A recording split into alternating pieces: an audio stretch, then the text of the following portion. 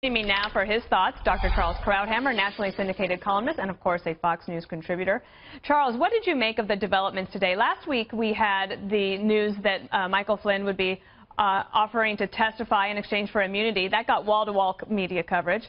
This is actually a very significant development, sort of downplayed in some quarters. What did you make of it? Well, you're right about the downplaying. The networks have essentially ignored it. I think in the New York Times, it appeared on page A16, and the reason is they're not interested, the mainstream media and the Democrats, that's sort of redundant, are not interested in this line of inquiry.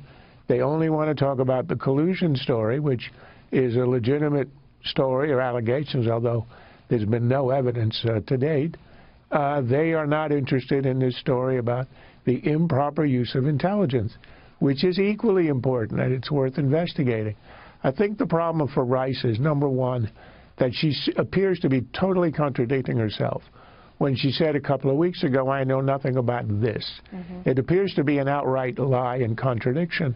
I suspect she'll wiggle around it by being ambiguous about the word, what the word this was, very Clintonian. It depends what is. So on that, she can probably escape. But the other issue is, why was she asking? And what possible national security interest did she have in uncovering whatever names she uncovered, unmasked?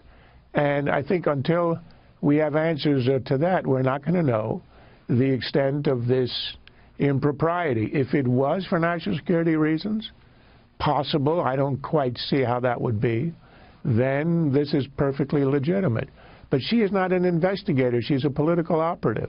She works on behalf of the president. And if it can be shown that this was a political fishing expedition, then she is in a world of hurt.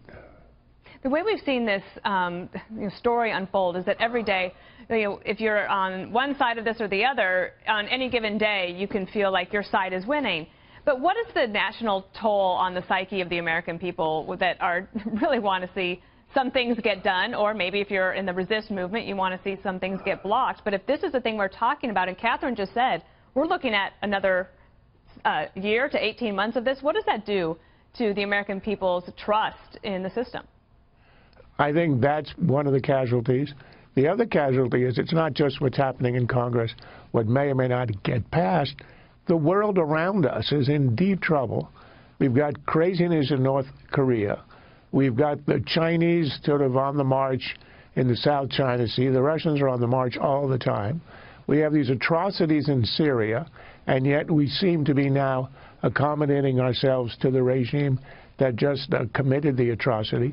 And, of course, we have Iran extending its influence all throughout the Middle East. The world is on fire, and we are chasing rabbit holes here.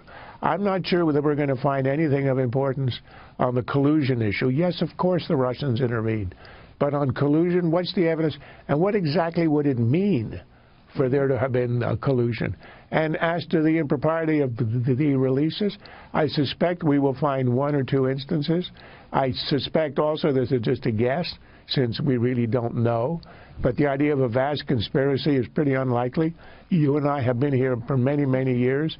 And I always assume that is incompetence and not conspiracy, because if you believe in conspiracy, you're giving these guys too much credit. If they couldn't organize a two-car funeral. I have to say, when they used to accuse President Bush of all sorts of things, I thought they give us way too much credit for thinking exactly. of that. Anybody who's been on the inside knows that conspiracies are extremely rare and very difficult to pull off. Thank you, Dr. Krauthammer. Appreciate it. My pleasure. All right.